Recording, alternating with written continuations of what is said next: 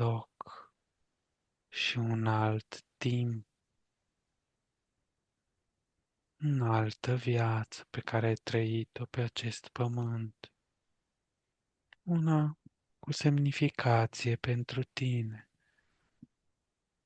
Voi număra de la 1 la 3, iar când ajung la 3, acel nor te va lăsa undeva. 1, 2, 3.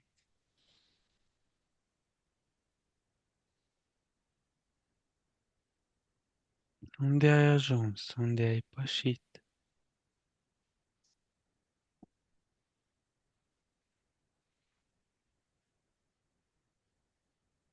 Orice percepi este perfect.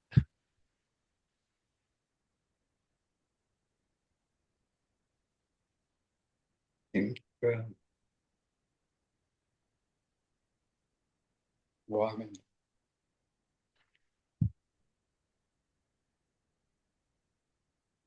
Ce o localitate?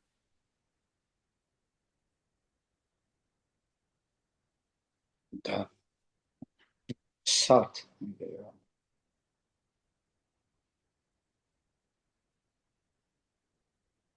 Ok.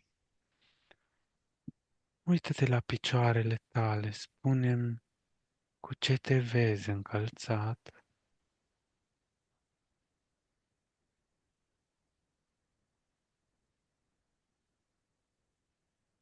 Niște papuci murdari, vechi,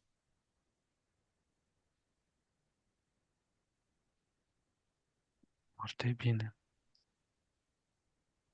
Spune-mi ce culoare au pantalonii de pe picioarele tale.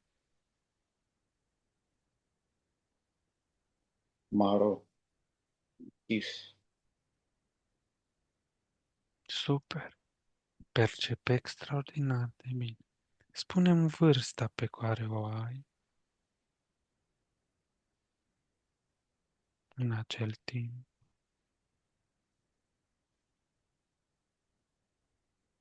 13.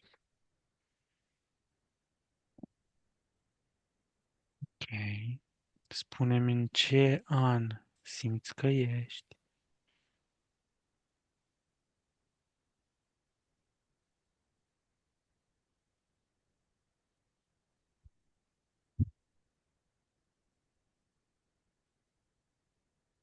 1870.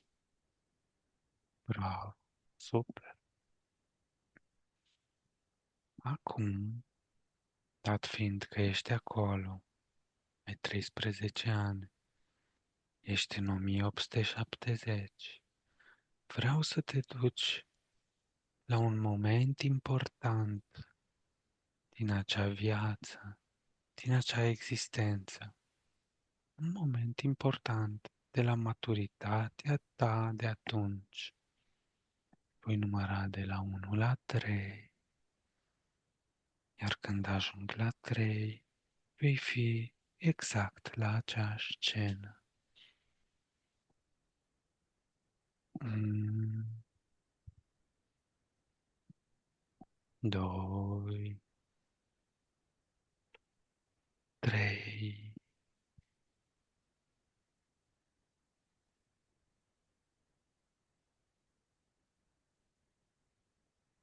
Ce percepi? O mulțime de oameni,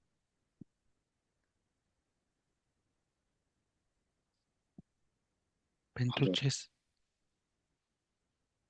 pentru ce s-a adunat acea mulțime? fi un târg, ceva sunt și animale, Ce faci în acel târg? Vinzi sau cumperi? mă plimb, Te, cineva ok.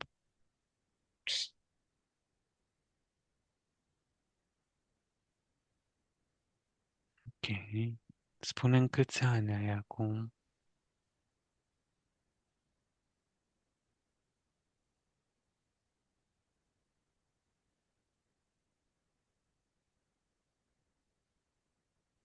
29. 29 de ani. Foarte bine. Spune-mi cum te cheamă în acea existență.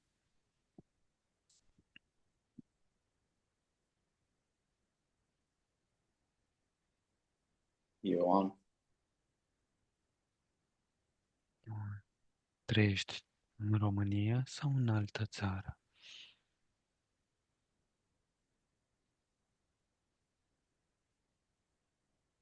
Cred că în alt. Ok.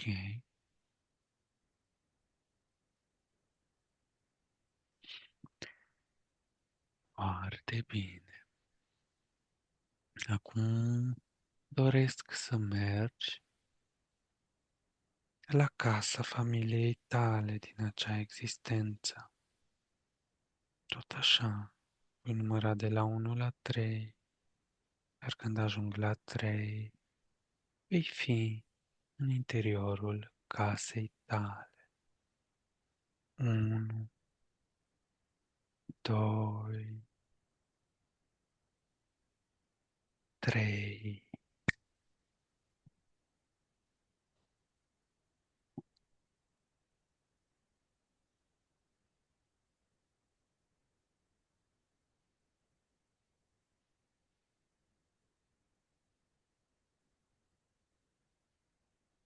Ai ajuns? Da, am deschis ușa. Ce vezi? Cum ai deschis ușa? Ce ai văzut?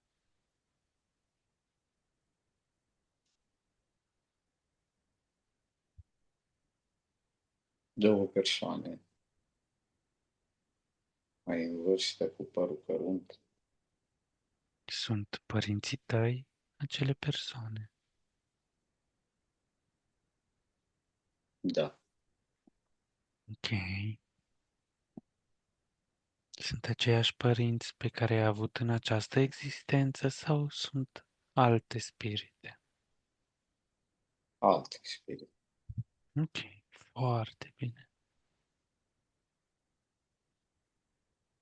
Te descurci extraordinar de bine. Super. Ok.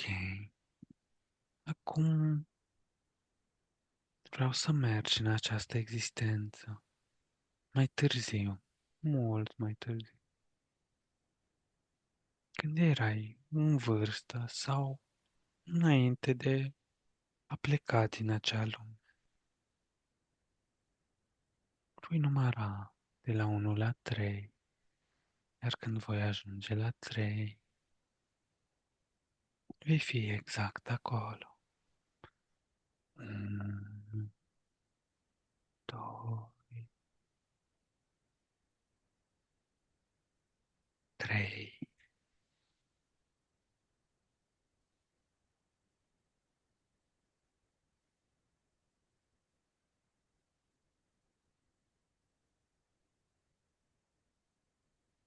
Poți să-mi spui vârsta ta?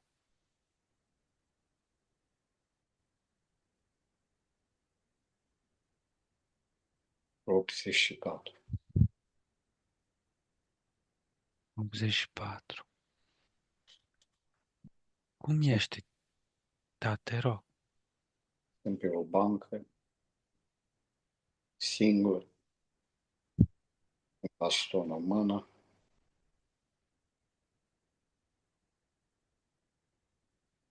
și mă Spun, da, ok.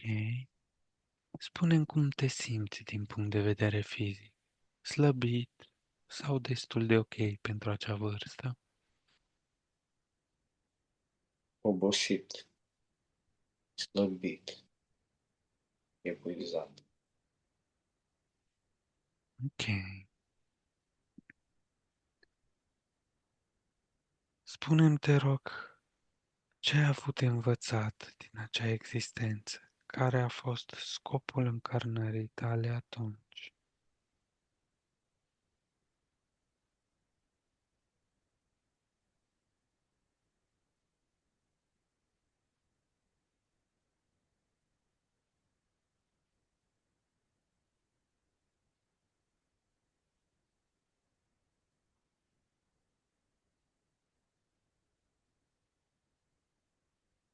Am fost un om și bun și rău uneori.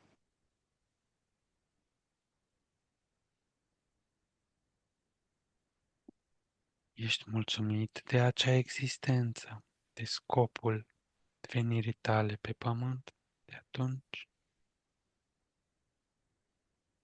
Parțial, da. Ok. Acum vreau să te duci tot în acea existență, la momentul când spiritul tău părăsit acel corp.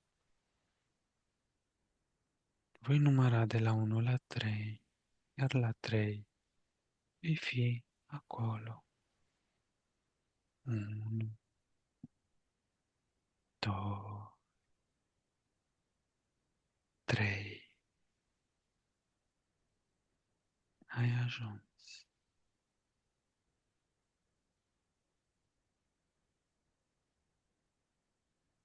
Spune-mi câți ani ai?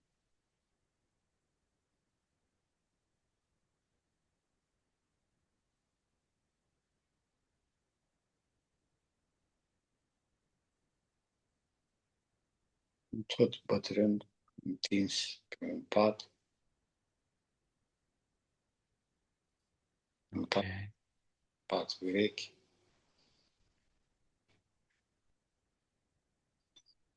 și nu este nimeni în lume. ok. Treci prin momentul când ești în acel corp. Derulează timp. Poți să-l derulezi cum dorești tu.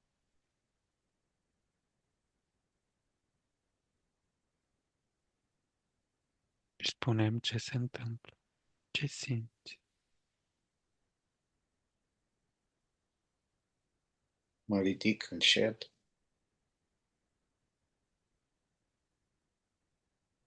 ies din acel corp și mă ridic în sus. Super. Poți să-l privești corpul, să-l vezi de sus. Da, nu știu, parcă și avea niște aripi și m-aș putea zbura. Bravo. Super.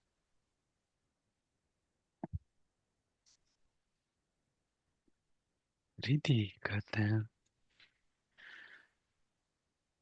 Trebuie să știi că ghidul tău spiritual știe că tocmai ai părăsit acel corp fizic și se află prin apropiere. Spune-mi unde ajungi prin procesul acesta de ridicare.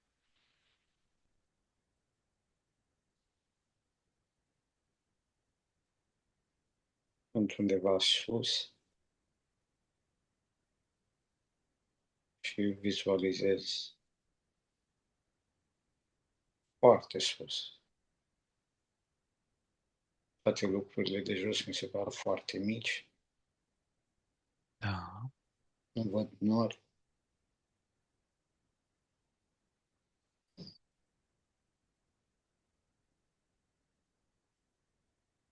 și văd altfel.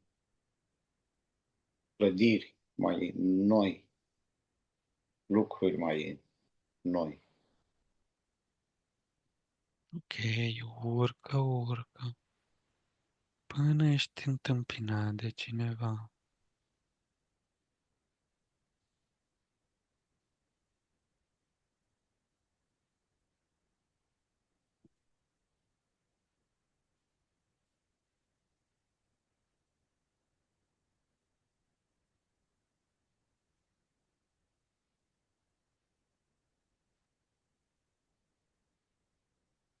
Mi se pare ciudat că nu mai văd pe nimeni.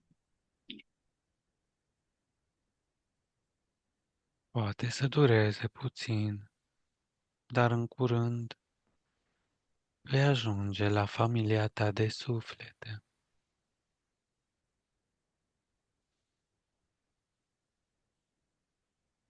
Ridică-te tot mai sus.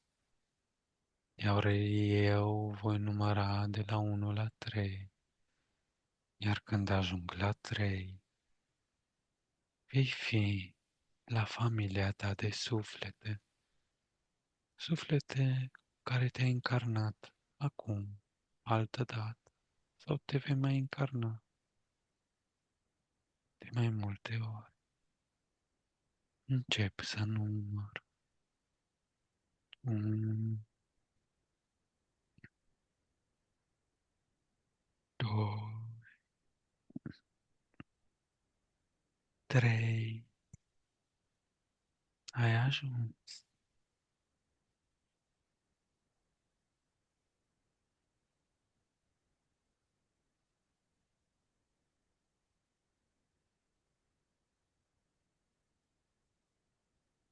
Am ajuns într-un loc în care văd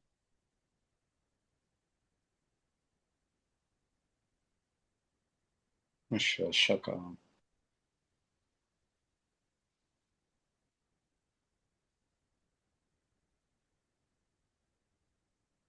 niște stafii, niște mumii de astea, foarte galbene tot la față. Ok. Poți să te apropii de vreuna?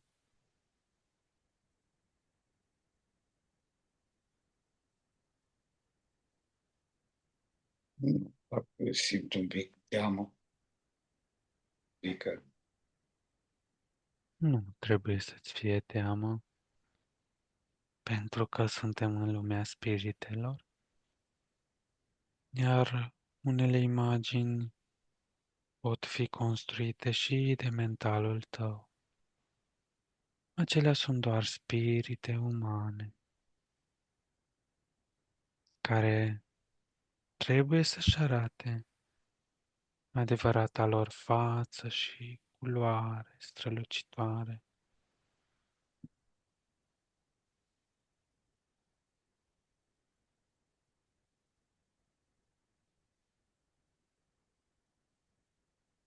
da, am încercat să apropii cu bătrân. Ok, e o bătrână. Cum arată? Descrie-mi puțin.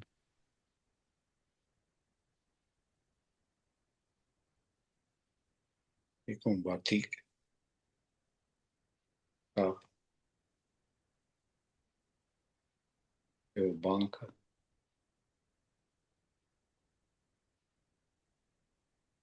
Ok. undeva la țară. Întreabă ce reprezintă această bătrână pentru tine. Cine este ea?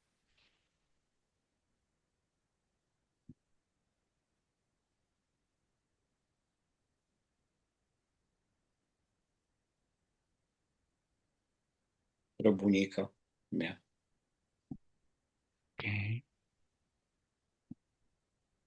Ai cunoscut-o aici pe pământ, în această existență?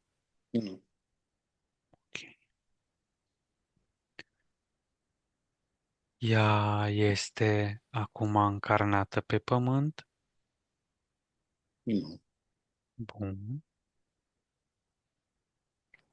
Face parte din familia ta de suflete? da, Ok. Este cumva ghidul tău spiritual? Întreabă.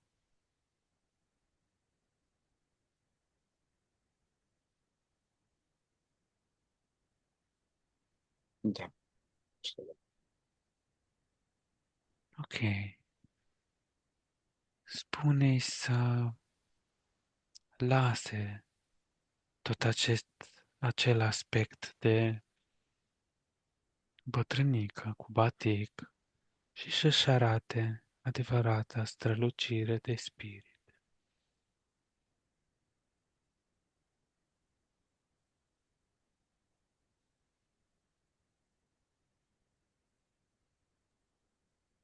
A făcut-o? Da. Face, e tot bătrână, dar foarte bătrână, dar se mișcă așa ca un om normal, un om mai tânăr. Mai. Da, înseamnă că e foarte înțeleaptă. Spune-mi ce culoare are spiritul ei.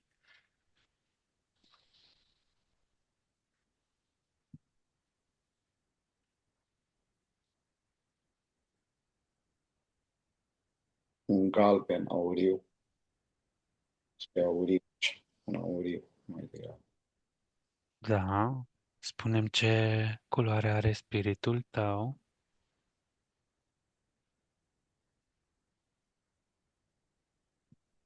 Un albastru, albastru deschis. Ok, super.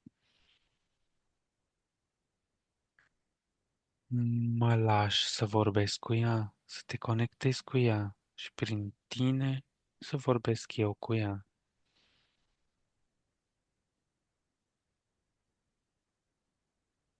Da, Super. Ești cumva ghidul lui Ciprian?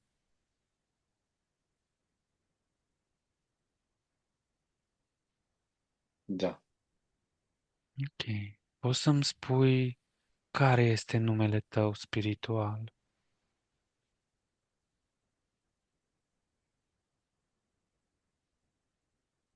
Paraschiv.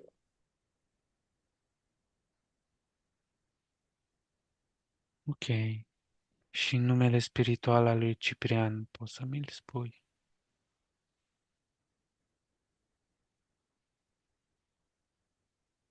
Ioan. Ioan, super. Îl asiști tot timpul pe Ioan. Da, Super, mă bucur. Deci ești ca un înger pentru el. da. Foarte bine. Poți să mă ajuți cu unele răspunsuri la întrebări care îl preocupă foarte mult? Da. Mulțumesc. Spune-mi de ce s-a despărțit de fosta parteneră.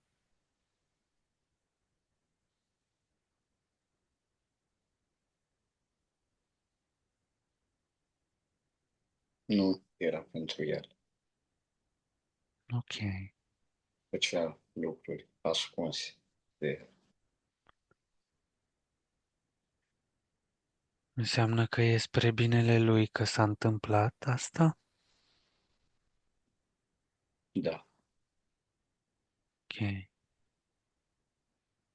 El și fosta lui parteneră fac cumva parte din aceeași familie de suflete? nu. Ok.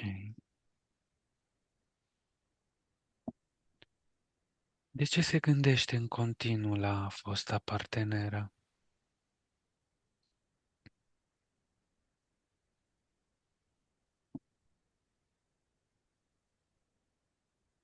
O dragoste neînțeleasă. Poți să-l ajuți energetic să treacă mai ușor peste aceste momente mai dificile pentru el?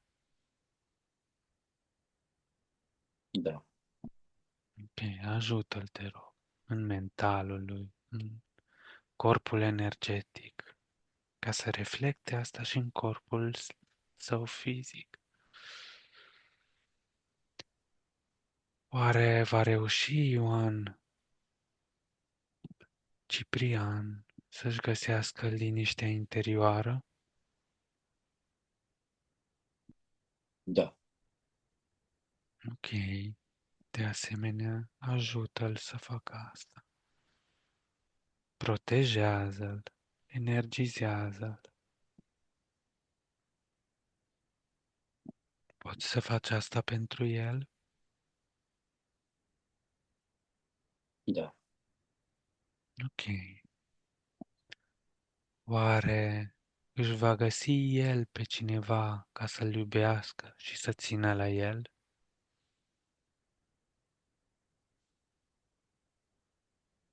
Da. Cu răbdare. Ok. De ce nu realizează că fostei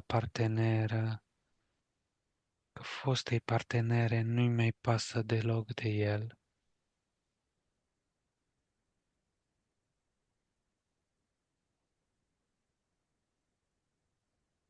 Pentru că ai iubit-o prea mult. Ok.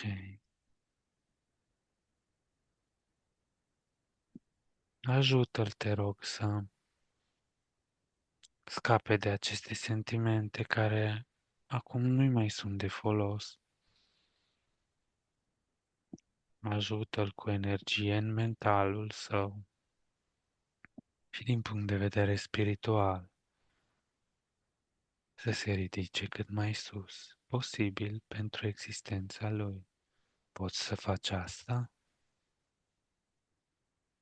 Da. Ok. De ce are o gândire negativă și se tot învinovățește pe el pentru tot ce s-a întâmplat?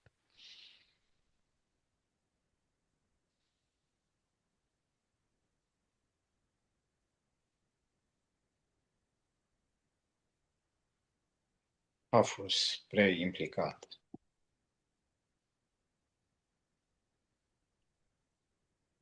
A iubit, a suferit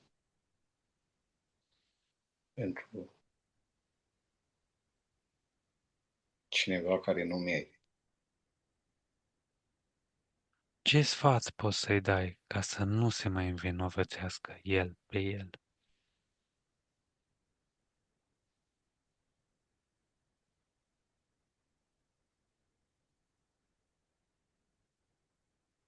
Să meargă înainte,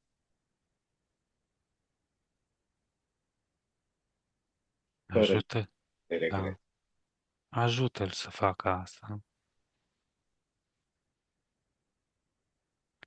Ce a fost într-o viață anterioară sau în alte vieți anterioare? A fost el o persoană bună?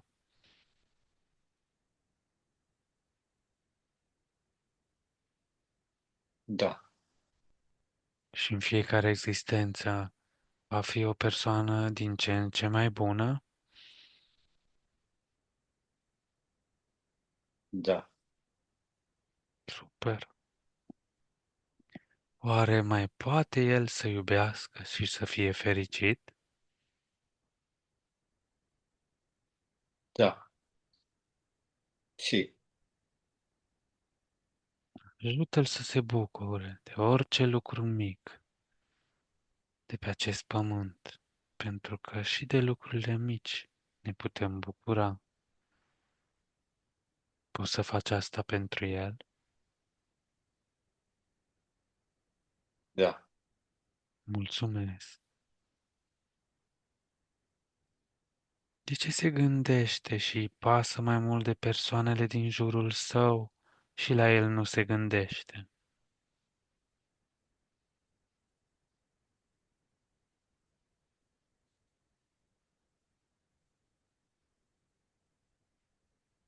Se implică mai mult în ajutorul altora decât în ajutorul lui. Ok, asta este ceva bine, dar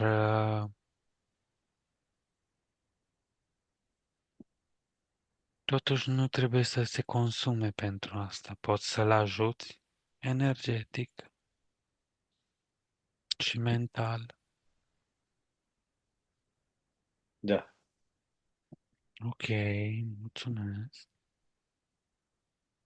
Oare ce-ar putea face ca să uite cu totul de fosta parteneră?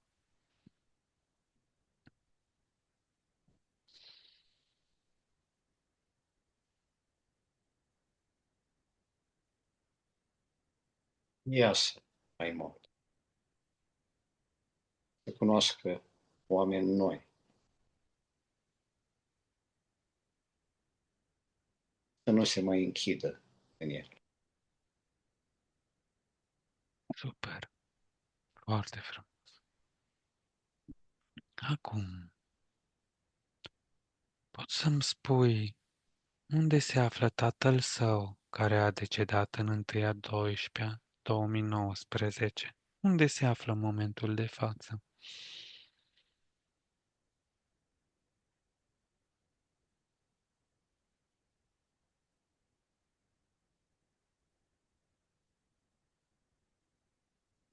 Este foarte departe de mine. Ok. Face parte din aceeași familie de suflete cu el și cu tine? Nu, Oare sunt suflete înțelese, afiliate, ca să vină împreună? nu, Ok. Are tatăl său un mesaj pentru el?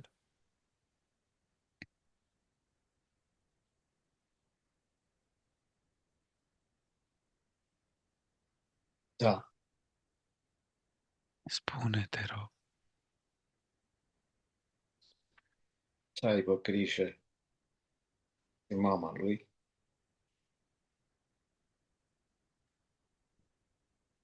și de copilul lui. Ok, super. Și mama lui și copilul lui fac parte din familia sa de suflete? Da, Ok, bun. Mulțumesc, Paraschiva, că mi-ai răspuns la întrebări. Acum te rog să-i atingi corpul energetic, spiritul său și să-l energizezi cu toată energia pozitivă, cu lumină, cu sănătate, cu abundență, cu liniște, cu împlinire, cu dorință de a se conecta cu alți oameni și cu gânduri de bine. Poți să faci asta acum pentru el? da, Ok. Fă și când ai terminat, spune-mi, te rog.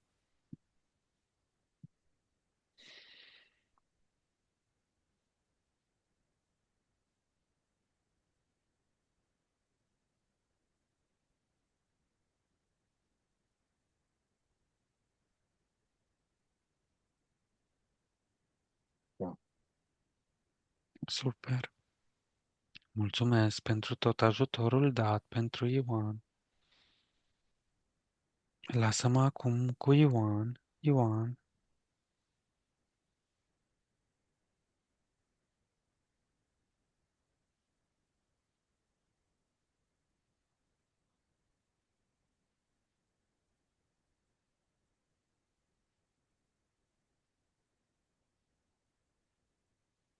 Ioan, Da. cum te simți? Bine, Mulțumește-i Paraschivei pentru tot ajutorul dat. mulțumesc. Ok. Mm. Părăsește acel loc, acel spațiu, acel timp și închide în spatele tău, ca și cum ai închide un fermoar de la un cort. Când ai făcut-o, spune. Parcă am ieșit așa tot pe o ușă și am închis în spatele o ușă vechi, o ușă.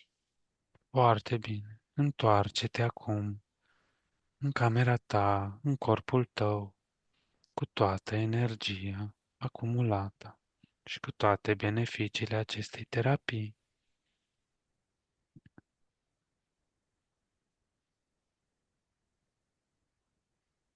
Ai ajuns? Da, sunt la 10. Ok. Voi număra de la 1 la 5, iar când voi ajunge la 5, vei fi total treaz, conștient, încorporat și vei beneficia totalmente de această terapie și de binele